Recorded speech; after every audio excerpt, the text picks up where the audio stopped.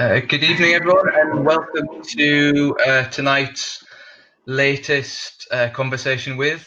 Tonight we've got a few people on the panel. So we have Niall Judge from Sport England, David Holt from the Ball Development Alliance, and Adam Cox from Skipton Tennis Centre. So a few different people on the call, and obviously we'll be able to give a few different points of view. You'll see that at the moment there's only my screen or my camera showing, and we'll rotate that throughout the presentations tonight. As Linda's already seen, there is a chat box there, so please use that throughout the presentation. And yeah, ask loads of different questions, get involved as possible. I've also got my colleague Laura on, who will hopefully be able to kind of field some of those questions and bring them back to us. We'll also be running a number of different polls throughout the session tonight, so please kind of participate in those, and we'll find out some useful information, and that'll help us steer the conversation as well where possible. After each panel member has given their talk, we'll just have time for a couple of minutes of questions for each person, but then we will come back to questions at the end as well. I know loads of you will have some burning questions ready to go, but just to kind of cover a few things that we're not going to answer questions on. So that's anything on the government, timelines for different sports and their return, individual questions on what we can or can't do, and things like local issues on playing pitches or leisure centres or anything like that. So we're on this new platform Demio. This is all being recorded, so if there are any technical issues on your end tonight, we're going to be posting it on our websites tomorrow on both North Yorkshire Sport and Active Humbers. And we'll both be sending out a club support email tomorrow morning as well, with all the different resources that we're going to be covering tonight and loads of different areas on where you can get support, like our own websites on the club support pages, because there is a lot of information on there, and that is constantly getting updated as things change throughout the pandemic. So let's just start with one of the polls that we have. So not that one. Please bear with me.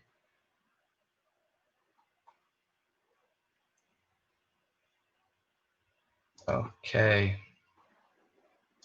So the first poll there that should hopefully have popped up on your screen. There we go. So where is your club in relation to reopening? So it's not on your radar yet. Planning, so consulting with members, with your workforce. If you have a date that you're working towards to get reopened, and you're already open.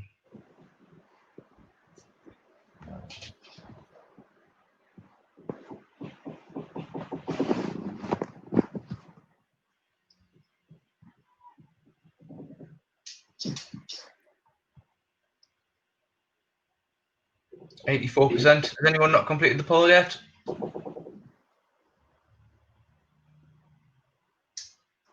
Okay.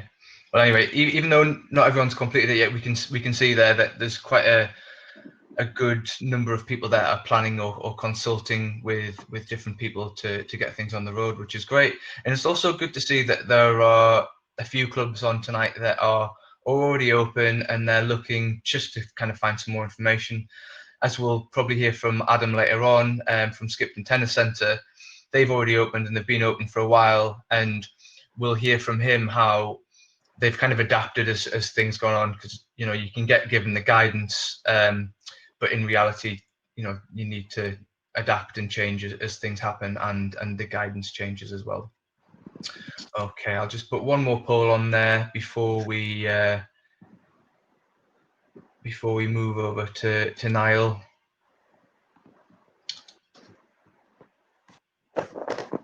Okay, second poll there. Okay, so what's your setting's general feeling around returning to sport or activity?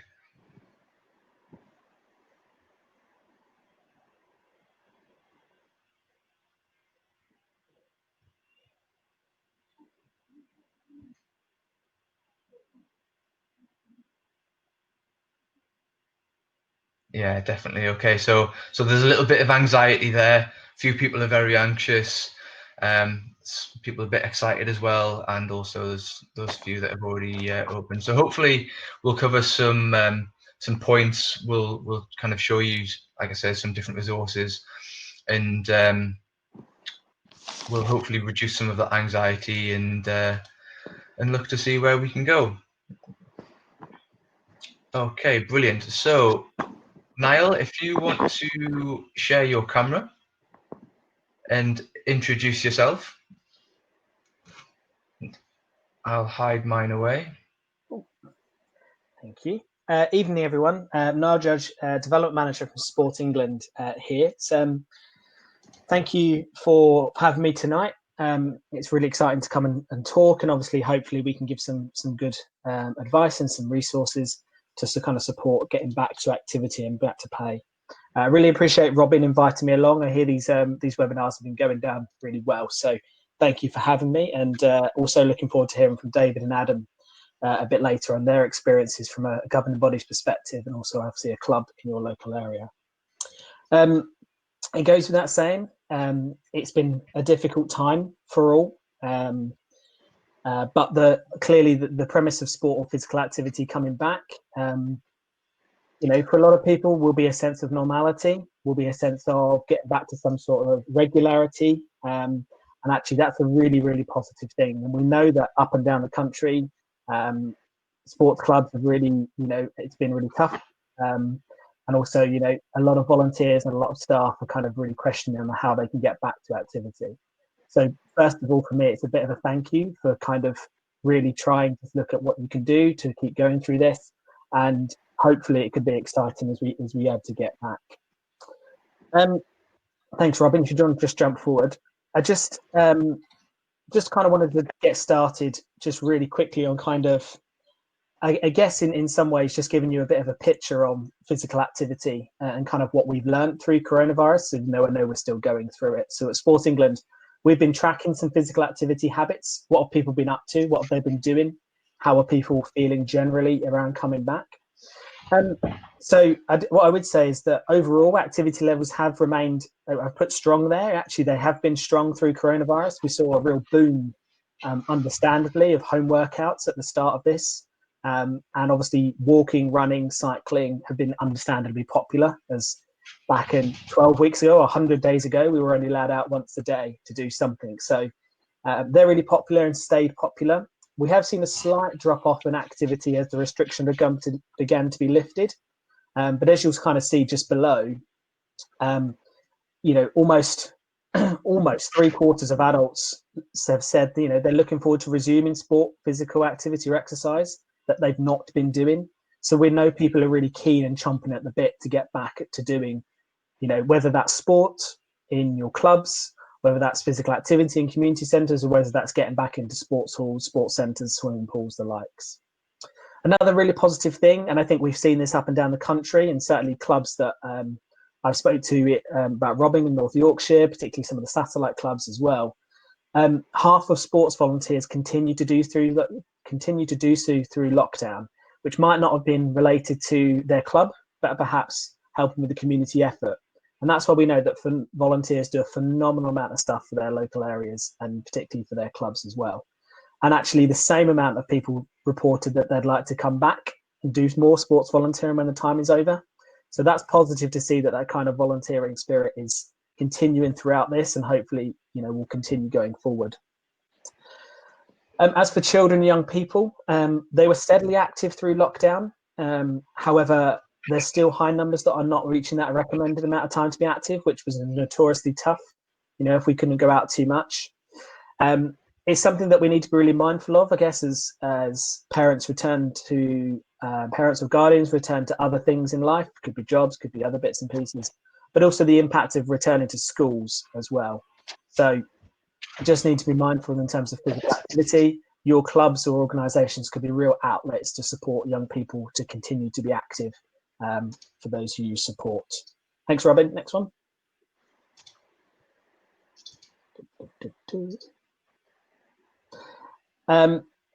So this is some more positive stuff before we get into maybe some of the more concerns. Around half of adults aren't worried about returning to the activities you used to do. And that's really interesting because that kind of corresponds with the second poll that Robin just did with you guys in terms of, you know, might have a slight bit of anxiety, but 50% of you were kind of slightly anxious, but looking forward to returning. So we know that people really do have a kind of thoughts or feelings, do want to return. Sorry, I just had to close the door. However, we can't ignore the other 50% who do have some concerns. And by far, the largest concern that people have got is social distancing. And obviously at the moment, we know social distancing is 2 meters or 1 meter plus, as the government have kind of described. But that is the major thing people are concerned of. So when thinking about your return to activity, and I'll come on to some things that we can support you in social distancing later, that's the kind of primary thing that people are doing. And you'll see that contact with others and large crowds kind of go hand in hand with social distancing. So the more we can do to keep people at ease around social distancing, the much more success you'll have in the return to play or return to activity. But this is probably the one we're most concerned here at Sport England, is the stark inequalities that are continuing to emerge and are growing in physical activity habits, with certain demographics are more likely to be inactive. And we've seen that it's grown, the gap between inactive and active people has actually grown through this phase. So we've got a really important time now to make sure that, if possible, you are inclusive and accessible as possible to lots of different people in the community. We've seen lots of new connections grow through this pandemic, and actually we've got a real opportunity to keep reaching out and keep supporting those who need to become more active or less inactive. Thank you. Next one, please, Robin. So that's kind of where we are at the moment. That's where things have been over the last 100 days, and we'll continue to kind of track that. But I guess moving on to clubs and moving on to what's going on here in terms of how to steps to reopen, I'm just going to go through a couple of things here to try to really help. The very first thing is, don't feel under pressure to do this as quickly as possible. I know I said earlier that people might be chomping at the bit, but the important thing is that you take your time to do what's right for your club and its participants. So that might mean taking a little bit more time than the club down the road, or doing some things a bit different. But some of the key things you can do is just keeping in touch with members, keeping them informed about what you're doing, but take your time, don't rush this through. And that's just one of the really key things. It's important that government guidelines are clearly understood.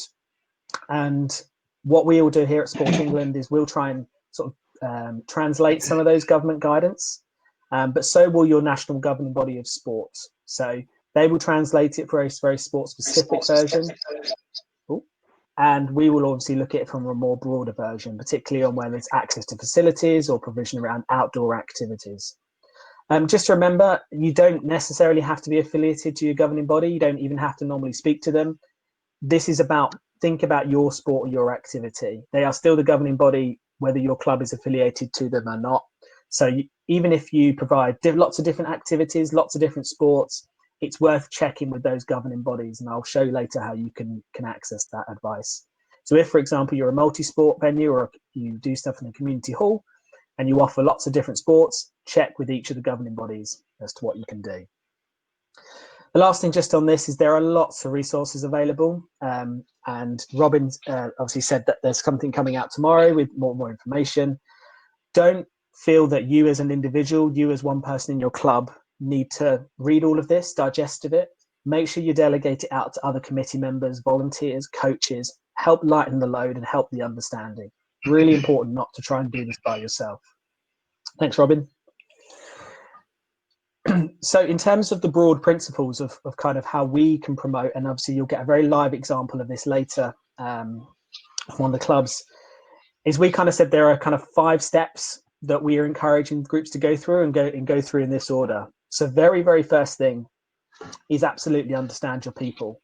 And obviously from the first poll, 70% of you were either not even thinking about starting yet or kind of doing the consultation. So a lot of you will probably be in this phase. understand your people, speak to your volunteers, speak to your members, speak to your participants, find out what their concerns are, how you can make them feel happy when they come back. Once you've got a general idea of how people are feeling, you can then maybe start to look at your offer. So down the left-hand side, creating your offer. And we know that that might need to look different. Training times might need to adapt. You might need to stagger it a bit more. But actually, those who want to come back first, think about kind of how they're going to come back and how they can do that and how you can stagger it. But also, do not forget about those people who perhaps don't want to come back yet. They may have been engaging with you virtually over the last sort of couple of weeks. Still keep a virtual offer. If you do have a virtual offer as a club, keep it going. Don't stop it now, because there'll still be people that want to access that. As you're looking at that offer, you'll undoubtedly look at the kind of how you'd protect them. And that's when you look at things like safeguarding, look at things like protocols. How will you get people around your facility? What do you need to make sure that to make them feel comfortable? What are some of your hygiene things you'll need to think about as you're going through? So try and think of those as kind of together. We roughly know what our people want. We know how we think we can then provide some offer to them, and we're starting to think about how we can keep them safe. Then I guess you can start to look at your facility. So if you are lucky enough to have a facility, you own a facility, you're an asset holder, or you lease one, you can start to think about how you can use the facility. Now, at the moment, you can use facilities as a through fare, you can use the toilets, and you can use a window if you've got a kind of cafe in there. That's all they can really be used for at the moment. But obviously, as restrictions change, keep an eye on what you can and can't do in those facilities. But the key things in that is about thinking about signage, thinking about if you've got plants that you might need to look at it. And I don't unfortunately mean the green things. I mean more like mechanical plants. If you need to start doing some of that testing and some of that work, you've got an opportunity to start getting some of that done as well. If you lease a facility or you use a leisure centre, obviously appreciate they're not available at the moment, then you can absolutely start to think about and learn about their protocols at that point. Finally, operationally and financially ready kind of says what it is on the tin. So making sure that what you are about to provide is going to be sustainable for you as a club. If it isn't at the moment, then maybe it's looking at a different way of doing things or thinking we need to wait a little bit longer. And when we talk about operationally ready, I think that's more about thinking about your volunteers, thinking about your committee, thinking about your coaches, and just kind of think, well, we need to have this many coaches here at this point. We need to think about us as a committee. What are some of the things we might need to change? Might need to look at code of conducts, might need to think about really getting into your risk assessments then. But at all times, just keeping people informed, keeping people going and what's going on. So I appreciate that's a little bit of a mouthful. And you might have thought, oh God, he's gone through that quick. Within 4 minutes, I've talked about how to reopen your club. But what you've got, these will be sent around, is a link there to the Club Matters Reopening Toolkit, where we take you through this in a step-by-step guide and a step-by-step toolkit for you. You can download it as a Word version, and you can then work through it as a group of people, as a committee, to think about the things that you can kind of start to do. It's not designed that as soon as you finish one stage, you move on to the next. For those that use indoor facilities who might not be able, obviously can't use them at the moment, you might just pause. Once you know what your people want, your offer, how you can protect them, you might then pause, because actually that's your preparation for when the next phase of restrictions are lifted. Last one, please, Robin. But try to help you navigate this, we've got some other bits and pieces as well. And this is where I said about just with resources, just to ensure you've got other people to support you with this bit. So we've kind of said the reopening toolkit from Club Matters is that kind of central point, but we've created another couple of documents to help, I guess, get through some of those meaty bits. So understanding your people talks about how you could engage with different people across your organization, what you might do. Creating a risk assessment. We've had umpteen amount of questions about risk assessments, and they're really, really important about risk assessments. So we've started to bring something together about how you can create them and how you can codify your risk assessment. Creating a risk register template. This is actually a bit more of your organizational health. So thinking about your kind of sustainability as an organization. And then there's the last one there, which is social distancing tips. So we've kind of looked at what social distancing is. Even in this new era of 1+, we've kind of thought about how can you help people to feel that they've they can be socially distanced throughout what you're doing and kind of what you're doing and how you're going to do it. So they're just a suite of resources from Club Matters to help. Just some other little hints and tips in terms of the bottom right from Sport England on our Return to Play hub on that website. And again, there's a link that's already on this. We've done a document on legal risks and duty of care. So some of you may have some questions around the legal implications and insurance implications for coming back to activity. It's a fantastic document that just goes through and talks about the core things you need to do. And those three things are: follow the government guidance, look at the guidance and follow it for the protocols for your sport or governing body, and ensure you've done a robust risk assessment. The three things you must think about when it comes to anything like that. You can find the guidance from governing bodies on there as well. We've got a link through to all the governing body pages, so you can see those if you've not able to access it yet. And lastly, we've got some hygiene guidance about how you can clean, what you can do, protocols you need to take. But equally, we've got resources on there as well, which are signage, so arrows, stuff about keeping certain distances apart. So again, you can just download them, print them, and then you can use them as they're ready. So I'm going to pause there now, Robin. That's me for now, and I've probably gone on for a little bit too long, so I do apologise. That's not a problem at all. Thank you very much, Niall. Some really interesting stuff there. Thanks for that. So if anyone has any questions, if they could just start typing them away in the box, and then Laura will kind of relay them through to me. While you guys are doing that, just something that I picked up in the box there about people with lifelong limiting illnesses and disabilities. That's something that we may touch on with David coming up next, as his group are quite vulnerable generally. Generally, it's the older generation who play bowls, so we will cover some of that, I would have thought, and we will also cover how some clubs are easing anxieties of members, especially those with disabilities and other long-term health conditions. Do you want me to address some of those questions, Robin? Yeah, go on. And if you're happy to. Yeah. So Robert. Thanks, Robert, for your point. Robert's just put, if you use a village hall community initiative, they should have done a risk assessment and implemented the actions. Absolutely. But we'd also encourage you to do a risk assessment, like you said there, presenting your own risk assessment as well is key to do. And I think Margaret's question, I think Laura's just answered that. So Margaret's asked, I know village halls are able to open for the 4th, but can you play sports such as indoor bows or yoga indoors? At the moment, in community centres, the government advice says you cannot play sport or activity or do sport or activity in those arenas at the moment. I think that's all the questions. Simple. Okay, right. Okay, so before we move on to David, I'll just put his slide up. Thank you very much for that, Niall. No doubt we'll come back to you later on, and we'll just put the next poll up. David, while I'm doing the next poll, if you want to just share your camera and unmute yourself.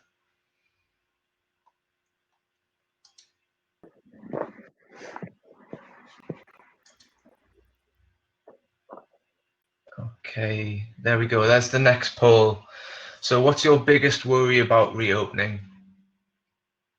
Is it more kind of finance or income driven? Are you worried about access to facilities or equipment? Are you worried about your members or your workforce not returning? Safety, the social distancing, the cleaning stuff? Or is it change your activity to suit government guidance and create that new offer?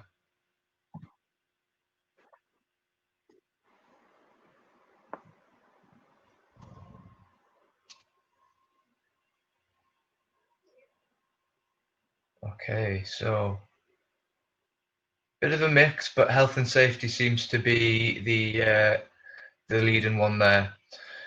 So some of the documents, some of the case studies that we're about to hear, and Niall has just talked about, kind of goes through some of that information. But hopefully we'll be able to kind of give you an idea of what some clubs are doing, and as we always refer back to, there's the government guidance and then there's the national governing body guidance as well. So if you're worried about the kind of cleaning aspect of things or the social distancing aspect of things, there's the guidance there that you've got to follow.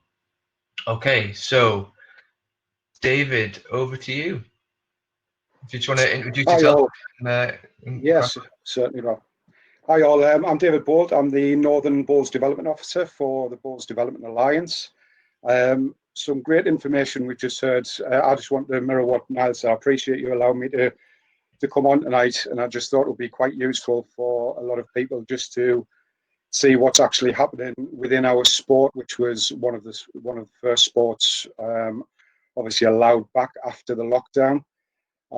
So what I plan to do is just give you a few examples of how clubs have sort of put those guidelines in place and pretty much followed the same information as what Niall's just gone through with you previously.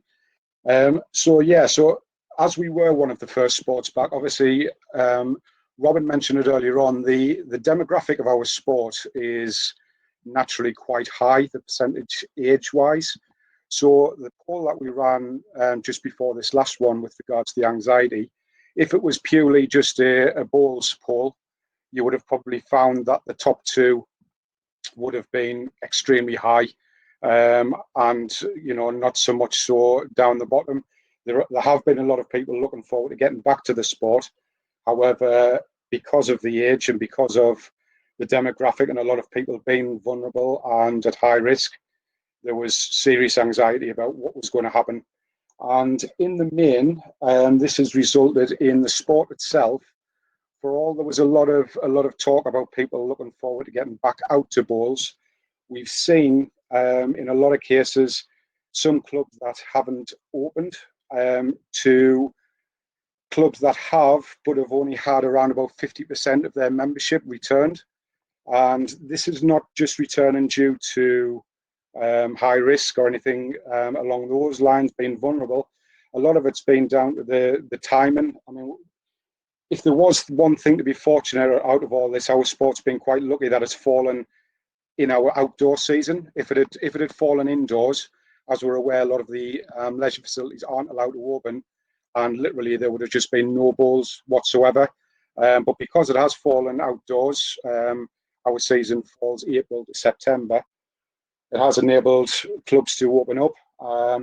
And basically, a lot of clubs have fallen in line and taken a very much a common sense approach, as well as following the national governing body guidelines, which basically have mirrored what the government guidelines have been.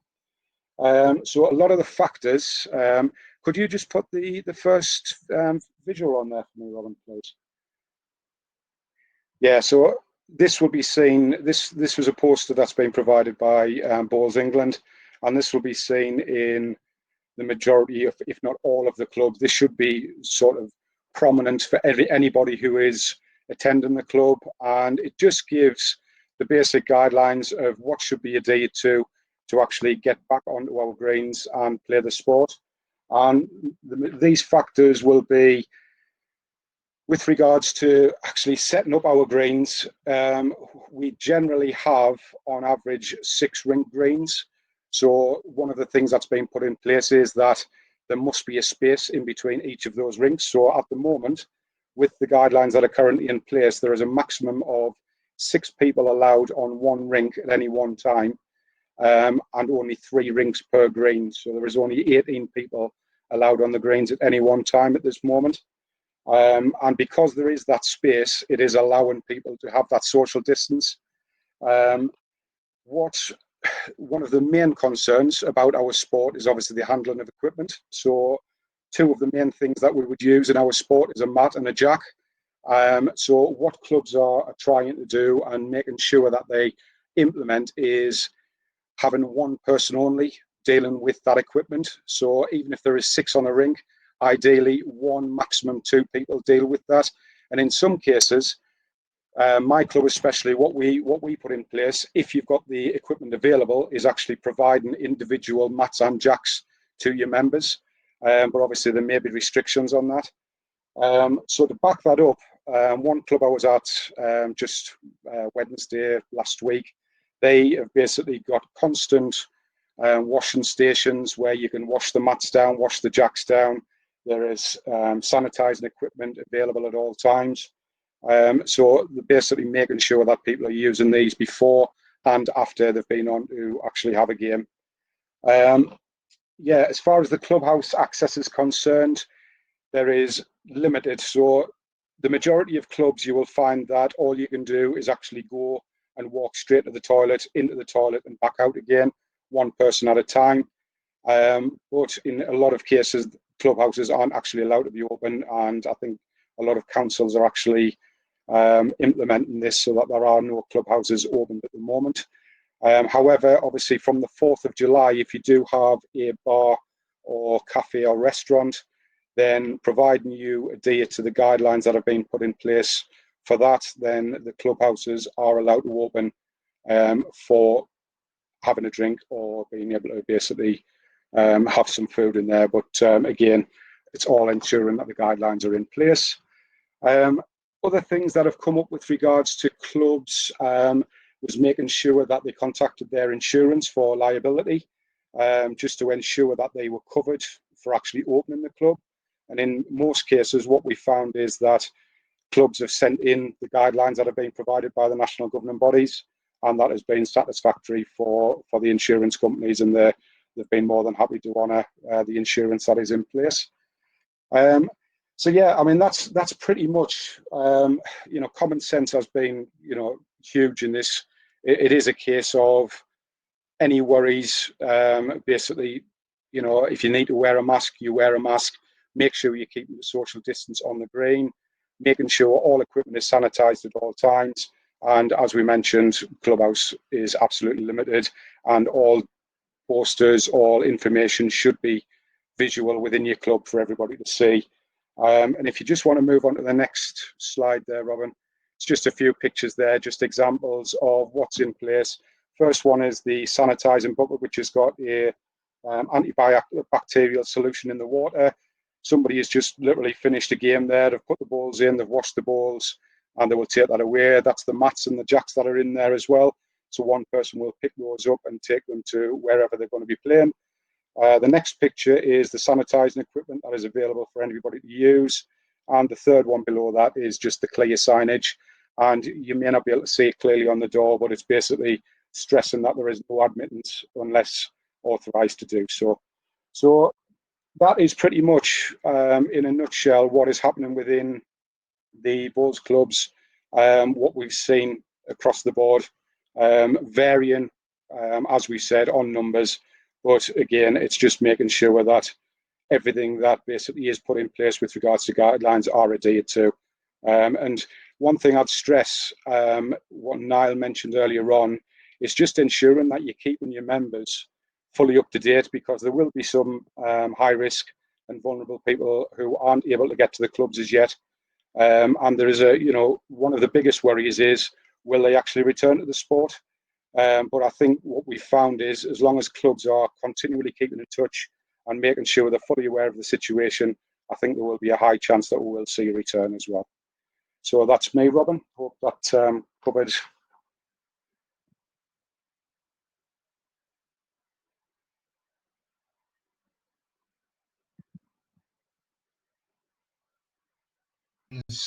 For David in particular, whether they be ball specific or whether they be talking about maybe more at risk demographics, that would be great. I know we have had some other questions coming in, but then probably ones that we'll come on to later on. There have been some around numbers. So at the minute, obviously, we are talking about outdoor activity only, and we are talking of groups of 6.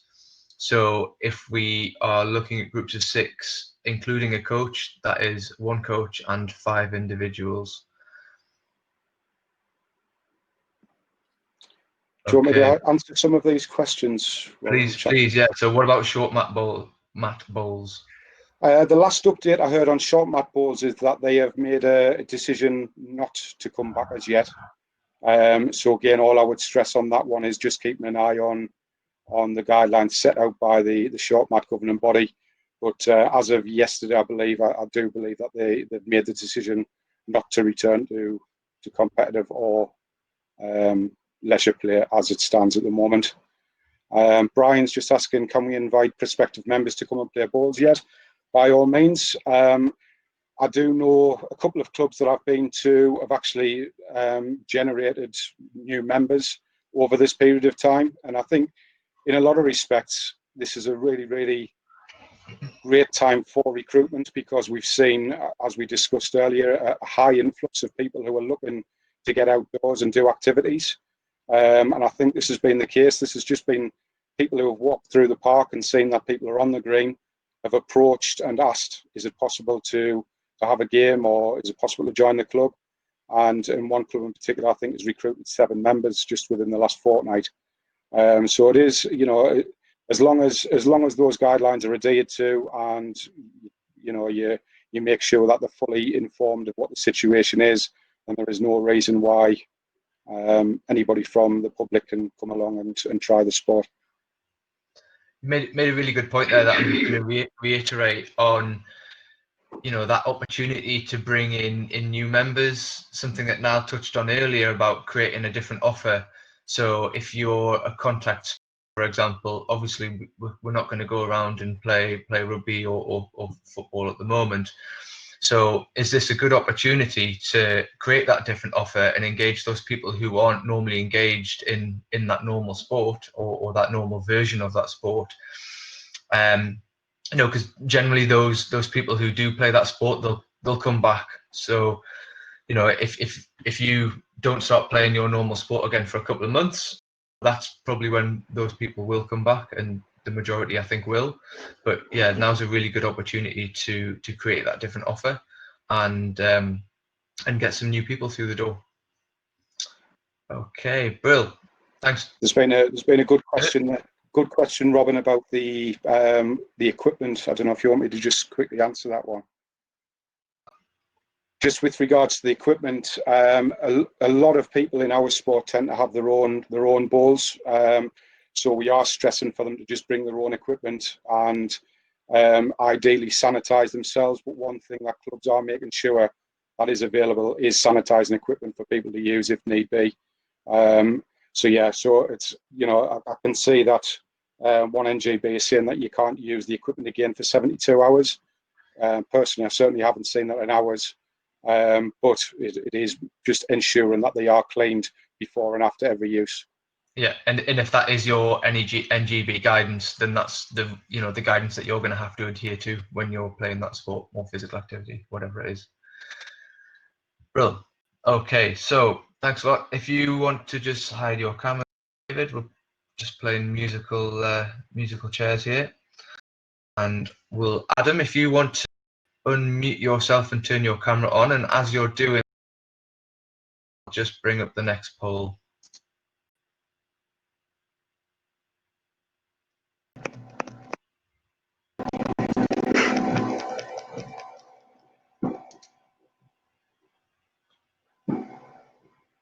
Okay, there. So, are you expecting, or have you thought less or the same?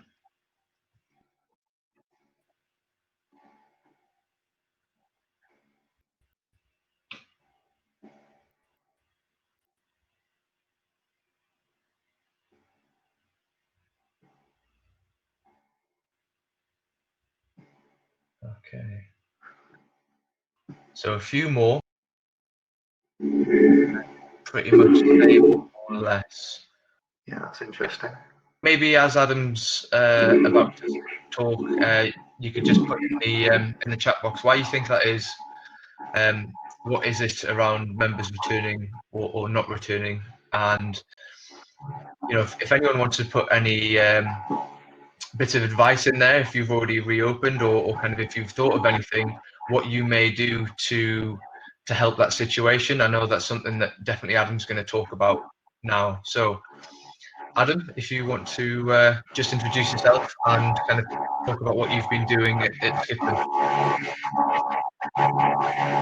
Yeah, so it's Adam Cox from Skipton Tennis Centre. So I just want to say thank you to David and Niall, and also to you, Robin, for inviting me on this webinar this evening. If you'd have said, well, even if you'd have said 6 months ago that we'd be on a webinar talking about a pandemic that has literally shut down every sports club across the majority of the world, I'd have probably said you're crazy, but here we are. We're in this situation, and I think it's important for everybody and all the clubs and coaches that might be listening into this to understand that this is kind of new ground for everybody involved as well. So it's kind of a new territory.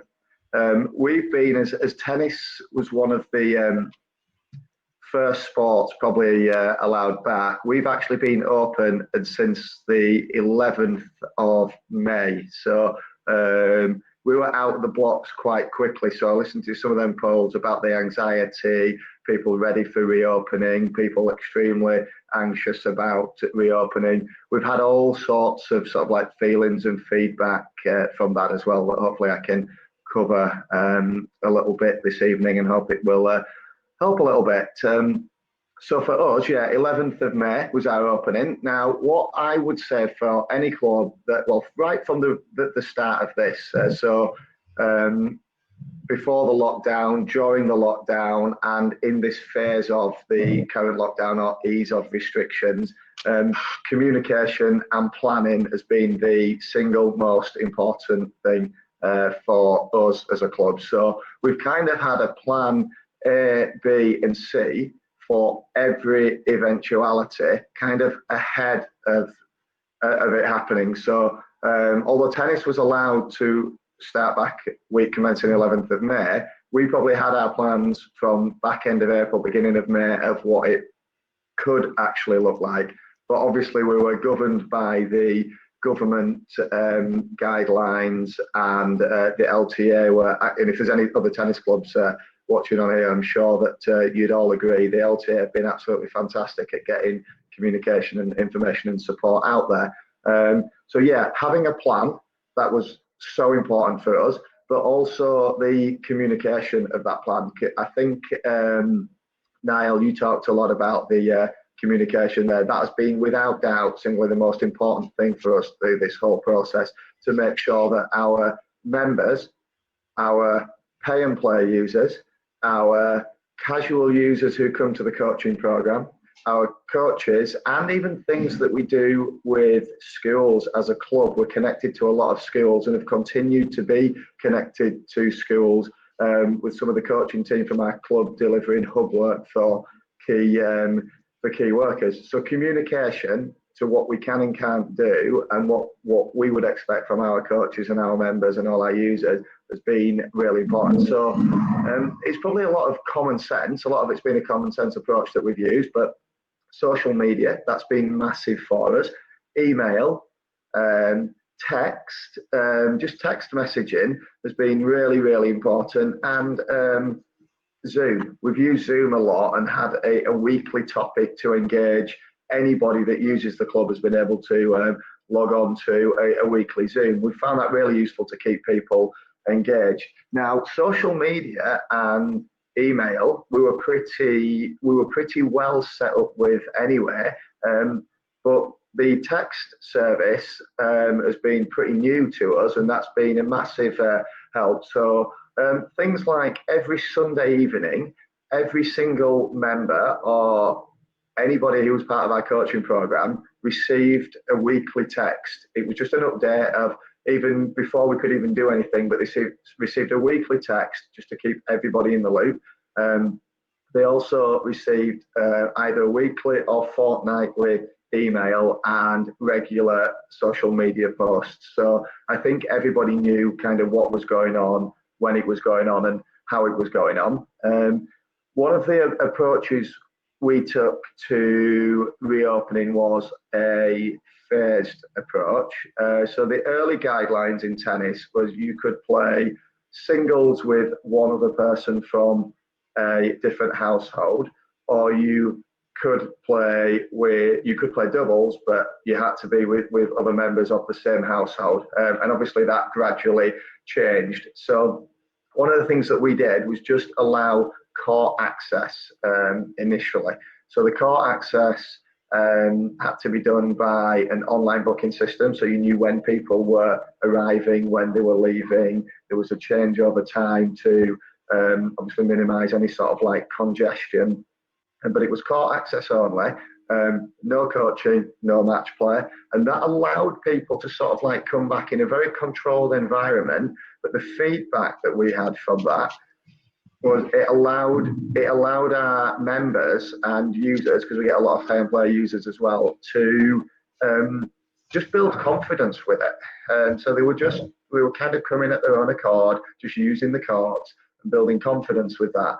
And then we went from that to court access, and then introduced private client coaching. So then that was it. We were able to get the coaches back working.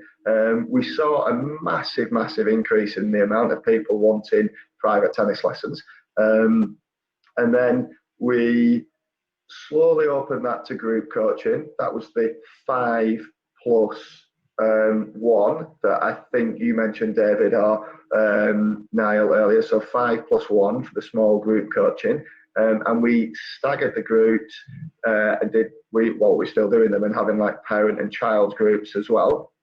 And as of this week, actually, last week actually, week commencing the 22nd, we then reintroduced some match play.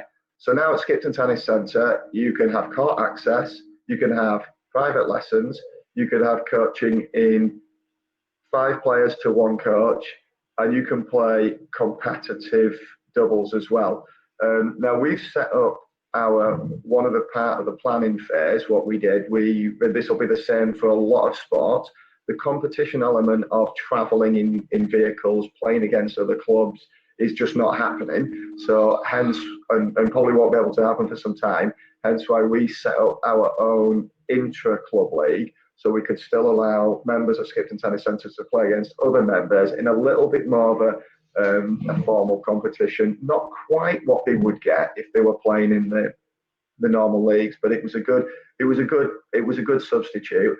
We currently have just under 100 players a week playing in that, and we're staging the matches on a Wednesday, Thursday, and Sunday. So they're staggered, and it's proving nice and safe. Again, it's just about controlling the court space and the traffic to and from the club, and that's obviously the online booking system for us that is massive for that. We've got a lot of visual displays around the club, so we've really ramped up what we've done there. So we've got visual displays of what can and can't be done, what is closed. So obviously outside social areas are closed. The clubhouse itself is closed.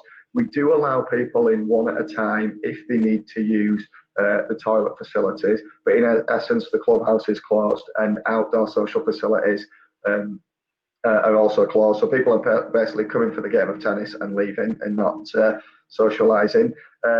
Hygiene, as you saw in the earlier display from David, we've got all the hygiene as well happening. So all the hand sanitizer, encouraging people to bring their own equipment, tennis rackets, tennis balls, use new tennis balls. But we are still lending tennis rackets as well. We're just sanitising the equipment down after it's used. Coaches are using their own equipment in small bubbles, so things like cones and tennis balls are crossing over different groups as well. So again, just a bit of a common sense and thought out approach. But I would say everything I'm talking about now, we have been communicating again through email and text. So everybody that's using it is getting that message, and that's just basically instilling confidence in everybody to return. I know it's been mentioned about marketing, but we've taken that really seriously as well. We've had lots of we've done the sponsored ads for like $1 a day and things like that on Facebook. They've been really successful, and we've got a lot of crossover sport happening. So we've got a lot of people using Pay and Play that we know may have played rugby, football, cricket, badminton, squash. We know that they're going to return to them sports. They've already said we're going to return to them sports as soon as they can start, and that is great, because obviously we want all the sports to thrive. But at the same time, we've allowed a platform for them to come and also keep fit, keep exercising, and trying other sports. So yeah, having various different sort of like pay and play membership offers, coaching offers, and marketing that has been really important. Because we've probably seen about 40 to 50 new players a week just on pay and play. So things like people turning up for coaching. We've had registration points outside and we have staggered that. So there's been no more than probably 3, 4, 5 people turning up at any particular time to register. Everybody's been patient. They've just had to wait the turn, come up to the gate one at a time. In they come, they get registered, they have the session, and then the parents pick back up at the gate as well. So they're not congregating. We're quite lucky. We've got quite a big car park with maybe 200 spaces. So we've created there a outdoor registration point as well. So hopefully that covers a lot of what we've been doing. If there's any questions, feel free to fire them in. Thanks, Adam. Yeah, we've had some good ones, and I can see the discussion happening in the chat box there on people giving different methods of communication. So Adam, you talked about talking to both your members and your workforce. How did you go around doing that? Did you have a Facebook group, or what? How did you go about it? Yeah, so with the coaching team, we have a WhatsApp group that has been really effective for us. So just as simple as a WhatsApp group.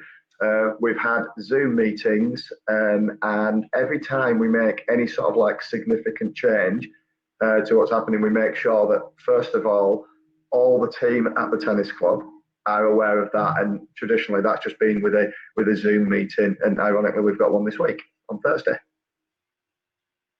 Brill. There's currently a discussion in the box at the moment about a booking system called Flock.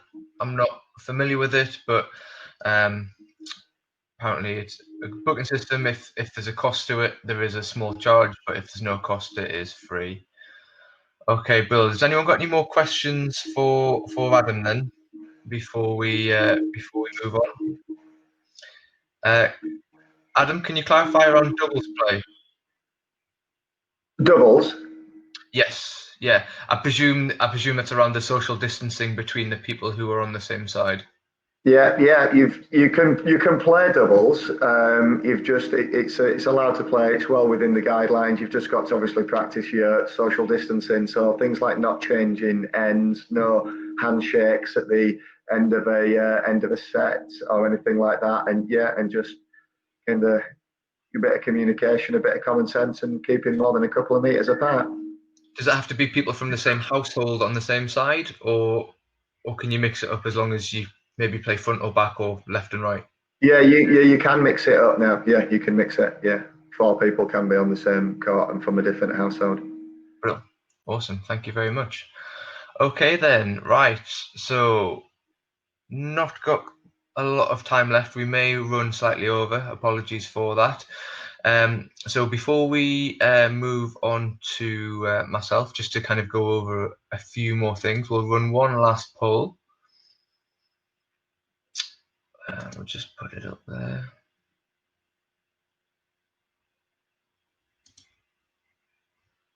So this one's quite similar to the last one, but this one's all around workforce. Adam, I'll just turn your camera on and mute your mic. There we go. So are you expecting, or have you seen the same, less, or more workforce returning?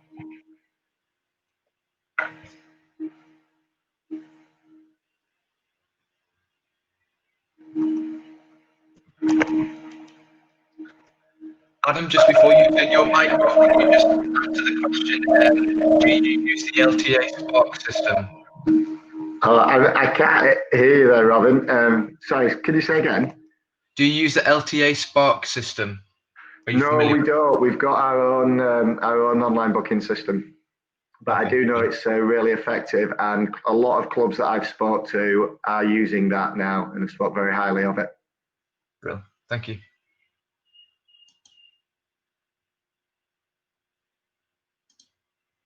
Right. Okay. So the same or less. Okay, that's interesting. Okay, and just like last time, if you want to just put some information on the chat box why you think that is, if that's through insight or discussions that you've already had, then just let us know why.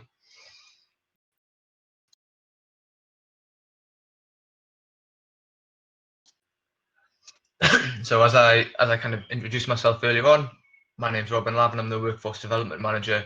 I work across both North Yorkshire Sport and Active Humber. So I'm going to focus my discussion really on the workforce. Quite often the workforce can be overlooked and it just be taken for granted that they're going to be there no matter what. But obviously, as we've just looked at through that poll, we're looking at either the same or less. So quite a lot of clubs are expecting less workforce to be able to deliver sessions. And when we're looking at reducing the numbers of people in our sessions or working in smaller bubbles, if anything, I think we're going to need a greater capacity or a greater amount of workforce to be able to include people within our clubs and our sessions.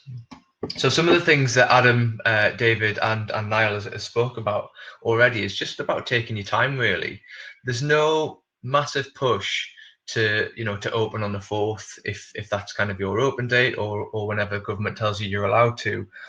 I think it's about that you've got it right. Your own club. Don't look at other clubs and look at when they're opening. Just go through your own policies, your procedures, and make sure that you're right and you're going to open in a safe environment when it's right to do so. And when it is right and you've got everything in place, then people will see that. So something that Adam mentioned then is keeping the levels of communication up, and that's both with your members and your workforce. So your members might be more along the sides of telling them about all the things that you're putting in place, the staggered drop-offs, the hand sanitizing, the bubbles, the social distancing, the changes of the rules of the game so we can all play in a safe environment. But also we need to discuss things with our coaches as well. So I've brought up a few different documents here that UK Coaching have developed around returning to coaching. It's just a couple of them. I'll give you links, and obviously, like I previously said, later on or tomorrow we'll be sending out a newsletter with some more information on there. But yeah, these are just the few key things.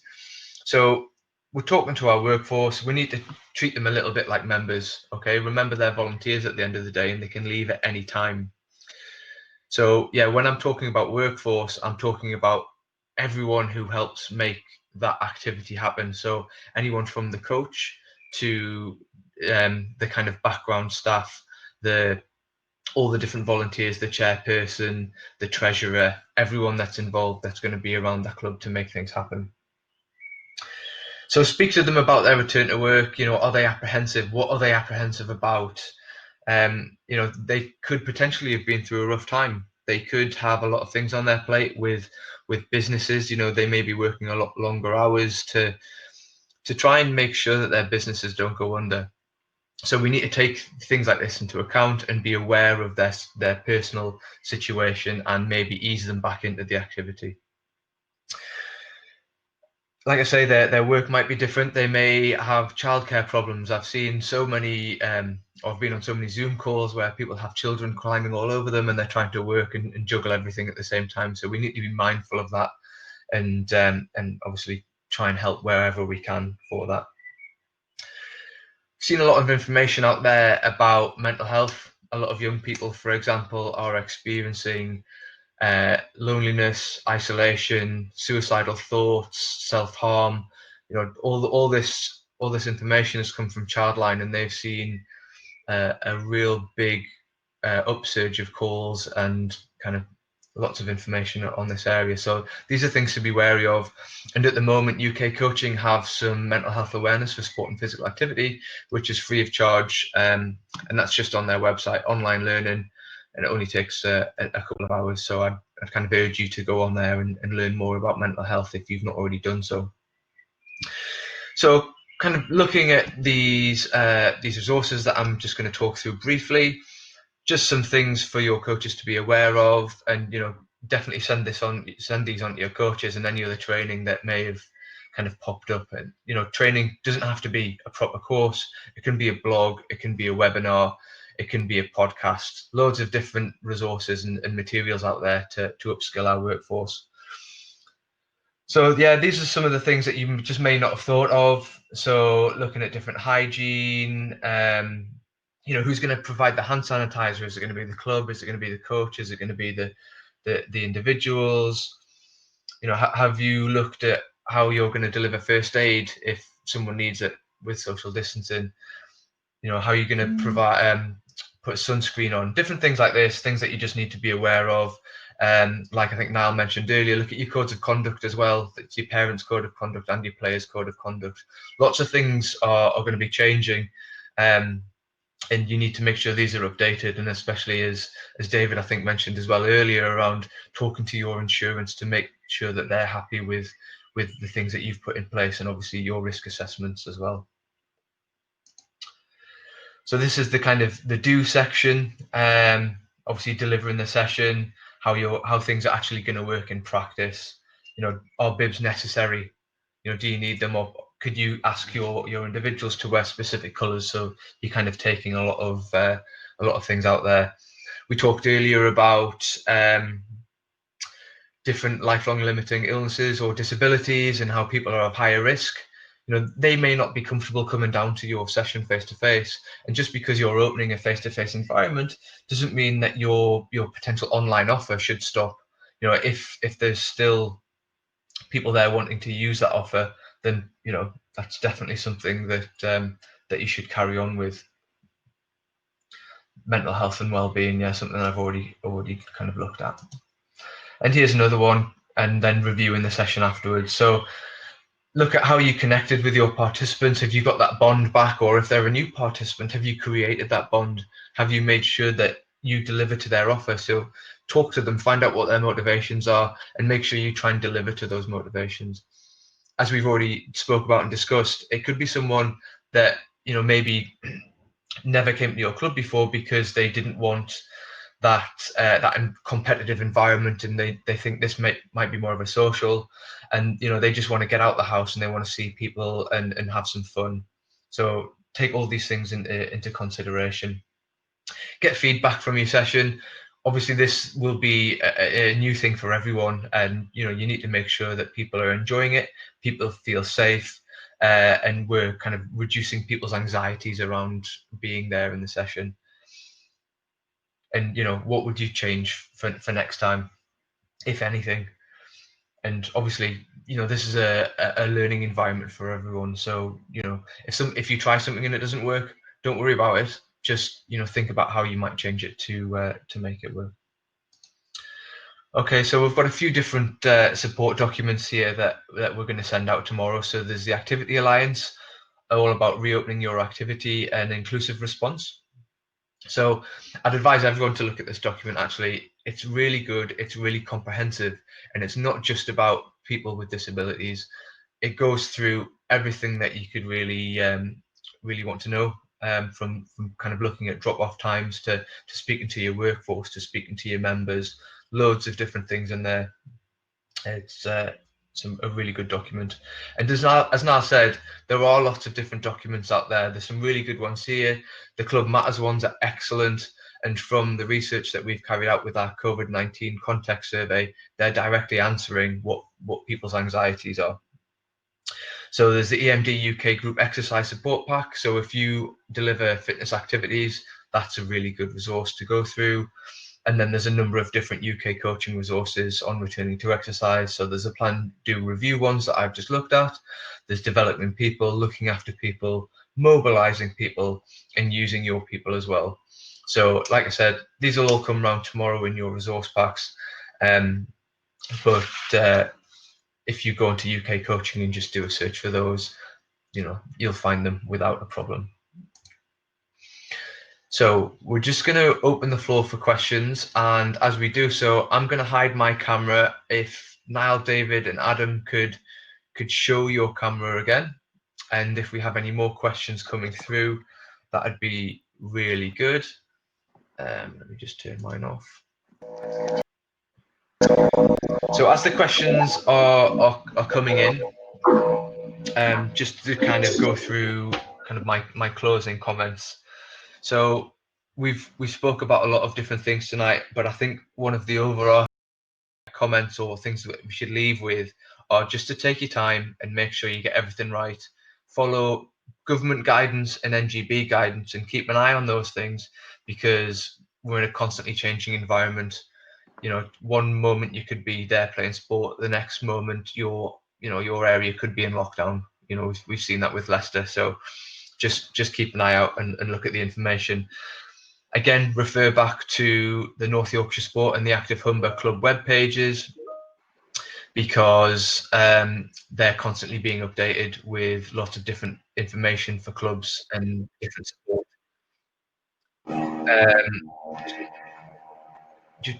I'm about to post a link to a survey, so if you could fill that in and just let us know your experiences and learning of tonight, that'd be brilliant. Yeah, we are also planning some further learning on leadership teams, business planning, and legal structures. Leadership teams is next Tuesday night, and the booking of that is live on the website at the moment. The business planning and legal structures is coming very shortly. They are delivered by Club Matters. They are. I'm not sure where that sound's coming from. Adam, it sounds like you are in an. So if I'm just going to, Adam, I'm just going to turn your mic off for a moment, and if we have a specific question for you, I'll unmute you, because I think that sound was coming from you. Okay, right. So Laura, are there any questions coming through? I know there was something about athletics earlier. I'm not sure if that was answered by Niall or not. Niall, is that a nod? Did you see and respond to that? Yeah. Okay. So any other questions coming through? Right, while we're waiting for that, I'm just going to post our feedback survey. So feedback survey just takes 2 minutes to fill in. It's just letting us know how you found tonight. Okay, any indication of when bubbles 1 to 5 will increase? I'm presuming from what I said earlier on at the beginning, no, there is no indication of that. And this Niall shaking his head as well. So yeah, I think, sorry Lorna, we're just gonna have to wait and see. No one knows. Okay, resource packs on fitness training would be helpful. Yeah, that's the EMD one that I looked at before, and that's a really good resource. Adam, what tech service did you use? Did you say, sorry? There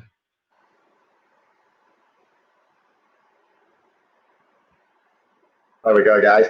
Yeah, the tech service, it wasn't a particular service. It was just mobile phones. We had a club mobile phone that we used, basically. So, yeah. So you said you've got a group chat with your workforce, but how do you communicate with your members via text? Is it a 1-by-1 text, or do you? No, it's a generic text that is pre-typed and then just sent to all members. We have like a club mobile where we store everybody's number, basically, and we just text it out via that. Brilliant. Thanks, Adam. Okay, you're welcome, Lorna. Not a problem at all. Can we do a health workshop? Can you be a little bit more specific about what kind of health workshop you're interested in? And if there's enough people wanting to do it, we can definitely look to organise something. Would a keep fit type group be limited to 6 people? Yes, I would have thought so. Under current guidelines, and again, that is including the coach. So it would be the coach or the instructor plus 5 more. Do we know when leisure centres will reopen? No, we don't. Again, we're just going to have to wait for guidelines.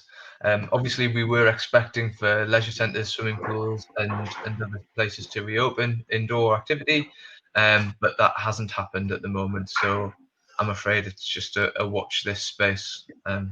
It's probably worth, and I wouldn't normally say this, Oliver Dowden from DCMS, or sorry, the Culture Secretary, have a look at his Twitter. That's what I would say.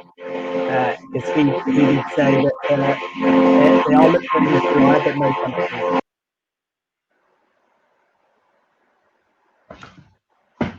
Sorry, Niall, could you just repeat the name there?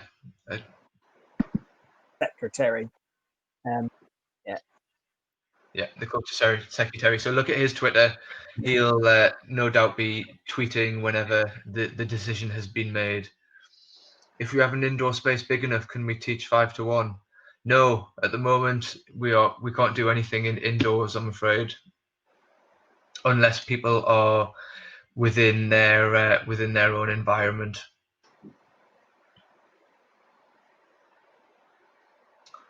Okay, if we have an open field. If you have an open field, yeah, you can have two different groups. We spoke. I saw the chat earlier around netball, how a netball court can be split into two different groups. So 6 people on one side and 6 people on the other, but obviously not encroaching on the middle. So there is a gap. As long as social distancing of 1 meter plus is carried out, I don't see a problem within that. Okay, toilet facilities. Adam, you spoke about that earlier, I believe. If you not Adam, sorry, David. If you wanna answer that one. Yeah, we've. I mean, the toilet facilities within the club, as I'd mentioned, some clubs have decided just not to open completely. So if that is the case, they're making sure to communicate that to anybody in attendance to ensure that they are aware of this, because it may be a deciding factor as to whether they come down. But those who are opening, most clubs are putting barriers up to create a corridor direct to the toilets, and are ensuring that basically all handles are sanitized after. So to be honest with you, I think the question was around if there's nobody there, should toilets be open? I would say if there's nobody there to basically from a committee or from management or whatever it is, then the clubhouse shouldn't be open anyway, because there should always be somebody there in attendance to ensure that guidelines are being adhered to and that the regular cleaning does take place. Brilliant. Thanks a lot there, David. Adam, possibly a few questions for you here. So I'm going to say, talking about separate groups, and I know we've had a discussion about your summer camps and how you've got a number of different groups taking place throughout your kind of facility.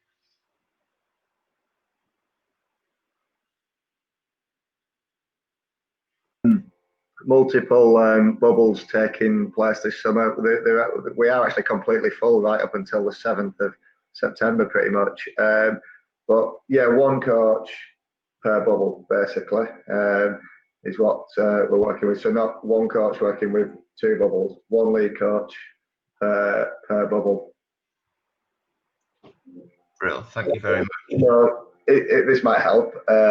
So if we've got the 5 players plus the coach in a bubble, that's 6 people. We might have up to 8 bubbles here at any particular time. So 8 bubbles. You could say each with 5 in it and one coach. You need 8 coaches to deliver that. So it needs quite a lot of manpower. We've got 10 on site here that we work with. Brilliant. Okay, thanks, Adam, for that. Just to clarify in the chat box there, when I talked about own environment, I mean people in their own homes and potentially doing activities through things like Zoom. Okay, so you couldn't go to yeah, brilliant. Okay, awesome. Questions seem to have dried up, so can I urge you, if you've not already done so, to click the feedback survey? That would be excellent and helpful in us kind of moving forward to address your training needs. And again, can I just thank everyone for attending, and also can I just thank all the panel, Niall, Adam and David, for giving up your time on an evening. I know pubs haven't opened yet, so you've probably got nowhere better to be, but it's much appreciated. So thank you very much. And yeah, if anyone wants to watch this back, it'll be put on our YouTube channels tomorrow. That's North Yorkshire Sport and Active Humber. And also thank you to Laura, who's been manning the chat box for me. Thanks a lot. Okay, have a good night, everyone. Cheers.